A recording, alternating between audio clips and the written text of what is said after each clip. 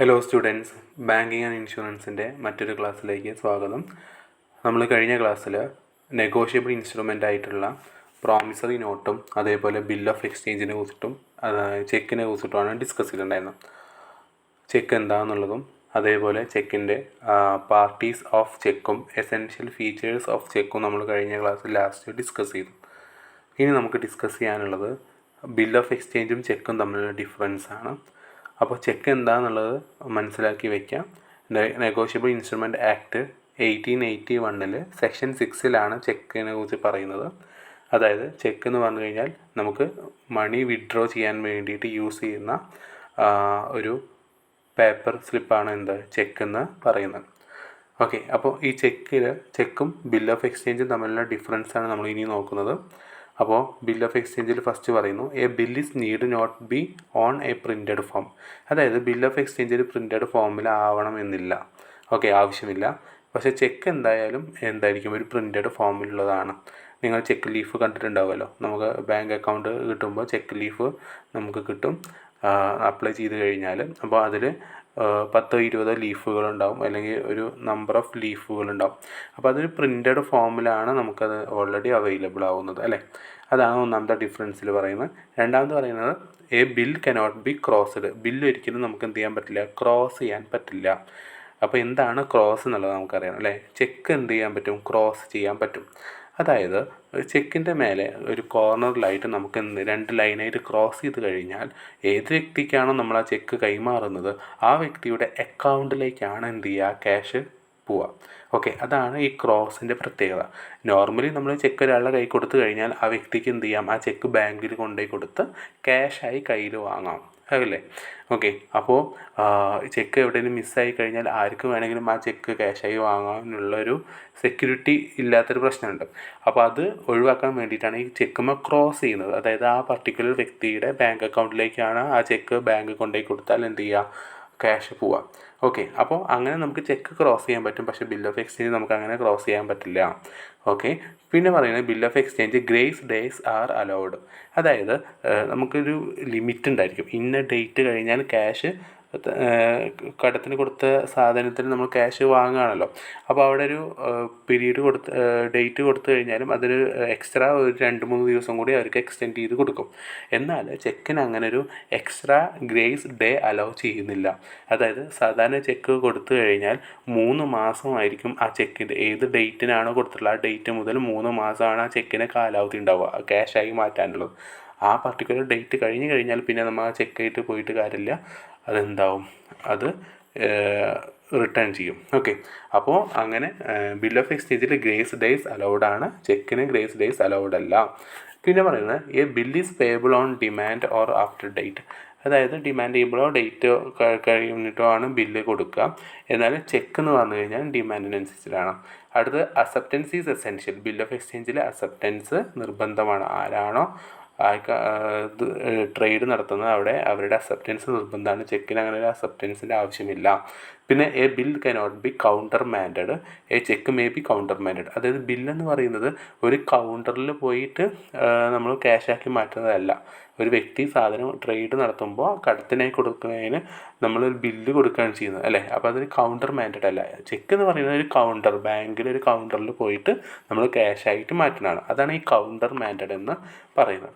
ഇത്രയും ഡിഫറൻസാണ് ഇതിൽ പറയുന്നത്. ഇനി ഇതല്ലാതെ വേറെയും ഡിഫറൻസുകൾ നമ്മൾ ടെക്സ്റ്റ് ബുക്കിൽ പറയുന്നുണ്ട്. അതായത് check may B drone only A banker. Check എന്ന് പറഞ്ഞു കഴിഞ്ഞാൽ ബാങ്കിലാണ് നമുക്ക് ഡ്രോൺ ചെയ്യാം. എന്നാൽ ബിൽ ഓഫ് എക്സ്ചേഞ്ച് എന്ന് പറഞ്ഞു കഴിഞ്ഞാൽ അവിടെ ഡ്രോൺ ചെയ്യുന്നത് ഒരു വ്യക്തിയായിരിക്കും എന്നുള്ളതാണ്. ഓക്കെ, പിന്നെ വരുന്ന വേറൊരു ഡിഫറൻസ് എന്ന് പറയുന്നത് ക്രോസ് ചെയ്യുക. അത് നമ്മൾ ഓൾറെഡി ഡിസ്കസ് ചെയ്തു, അല്ലേ?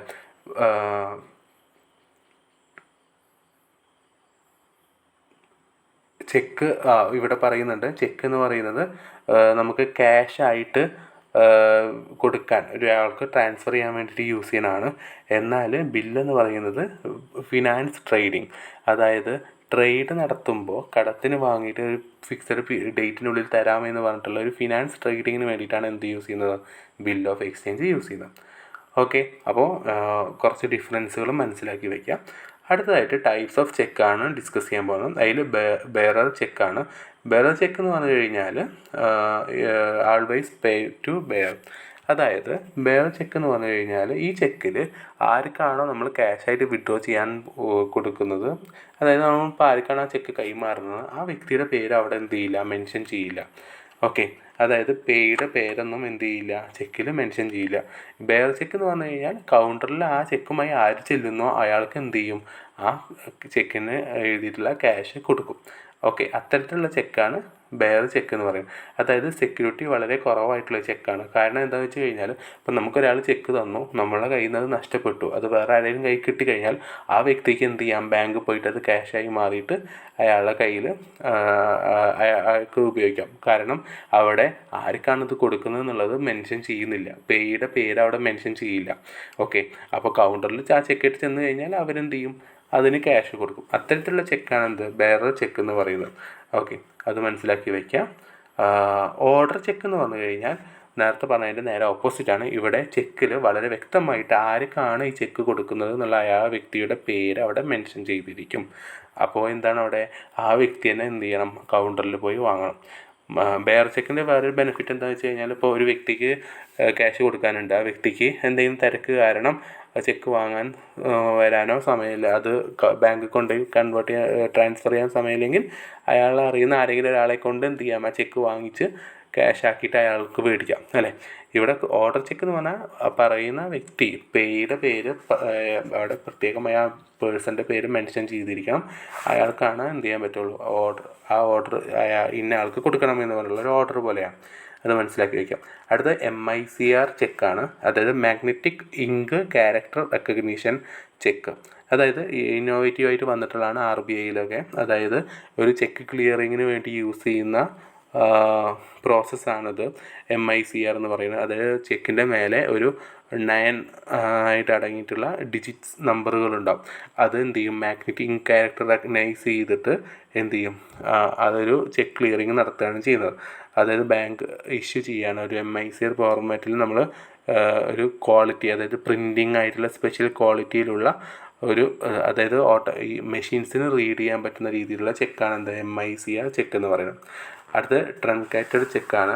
ട്രങ്കേറ്റഡ് ചെക്ക് എന്ന് പറഞ്ഞു കഴിഞ്ഞാൽ പേപ്പർ ആയിട്ടുള്ള ചെക്ക് ഉണ്ടല്ലോ, നോർമലായിട്ട് നമ്മൾ കാണുന്ന ചെക്ക്, അത്തരത്തിൽ ചെക്കുകളെ നമ്മൾ എന്ത് ചെയ്യുക, ഇലക്ട്രോണിക് ഫോമിലേക്ക് കൺവേർട്ട് ചെയ്തിട്ടുള്ള ചെക്കിനെയാണ് എന്ത് പറയുക, ട്രങ്കേറ്റഡ് ചെക്ക് എന്ന് പറയുക. അതായത് it is an electronic image of A paper check which means physical cheque is scanned at A bank of first deposit.